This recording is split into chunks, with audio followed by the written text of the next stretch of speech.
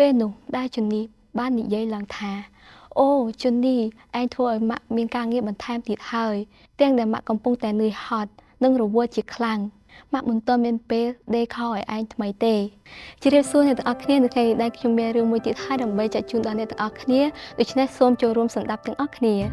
មានមនុស្សមួយគ្រួសារគឺឪពុកម្ដាយហើយនិងកូនពួកគេគឺជាអ្នកផ្សាយដំណឹងល្អពីព្រះគ្រីស្ទនៅក្នុងប្រទេសចិននៅក្នុងក្រុមគ្រួសារនោះមានក្មេងប្រុសម្នាក់ឈ្មោះថាជូនី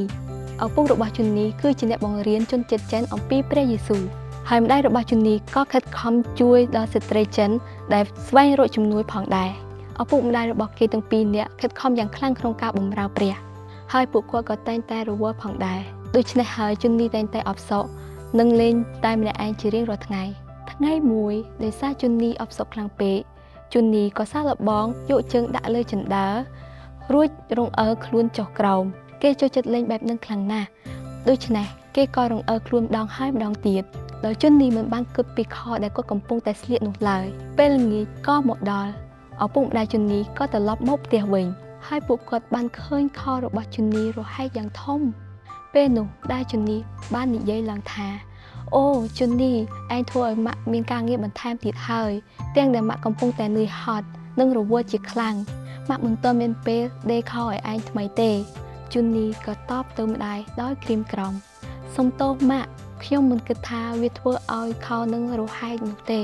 វាសប្បាយណាស់ក្នុងការលេងរងអើបែបនេះម៉ាក់របស់ជូនីបានអបជូនីយ៉ាងកក់ក្ដៅហើយនិយាយថាមិនអីទេកូនលុះដល់យប់ឡើងជូនីក៏អធិដ្ឋានទៅអរគុណព្រះចំពោះការការពារនិងការលេងសប្បាយរបស់គាត់បន្ទាប់មកជូនីបានសុំព្រះឲ្យជួយដល់ឪពុកម្ដាយរបស់ពួកគេក្នុងការប្រាប់មនុស្សអំពីព្រះ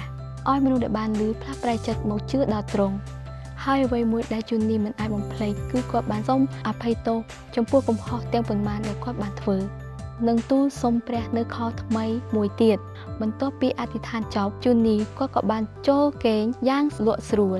និងជឿជាក់ថាព្រះយេស៊ូវនឹងផ្ដល់ខថ្មីឲ្យគាត់ពេលព្រឹកឡើងឈានមកដល់ម្ដាយរបស់ជូនីកំពុងតែសម្អាតផ្ទះក៏ស្រាប់តែមានគេមកគោះទ្វារហើយនៅពេលដែលគាត់បើកទ្វារគាត់ក៏បានឃើញប្រអប់មួយគាត់បានលើប្រអប់នោះប៉ុន្តែគាត់មិនបានបើកមើលឡើយគាត់គិតថាវាជាអំណោយដែលអ្នកជិតខាងផ្ដល់មកឲ្យគាត់ពេលនោះជូនីក៏ចង់មកឃើញហើយក៏បានសុំម៉ាក់បើកប្រអប់នោះមើលនៅពេលដែលគេបានបើកប្រអប់នោះគេបានឃើញសម្លៀកបំពាក់ជាច្រើនដែលបានដេរដោយសេចក្តីស្រឡាញ់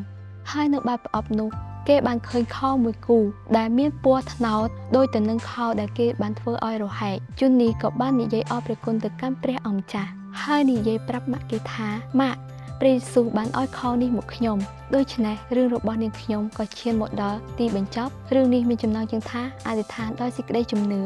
ហើយនៅក្នុងរឿងនេះផងដែរចង់អប់រំឲ្យយើងអធិដ្ឋានដោយមានសេចក្តីជំនឿទោះបីសេចក្តីជំនឿនោះតិចឬក៏ច្រើនក៏ដោយនោះត្រូវចាំថាព្រះទ្រង់តែងតែនៅចាំស្ដាប់យើងនិងជួយយើងគ្រប់ពេលវេលាដូច្នេះនាងខ្ញុំសូមអរគុណសូមព្រះប្រទានពរ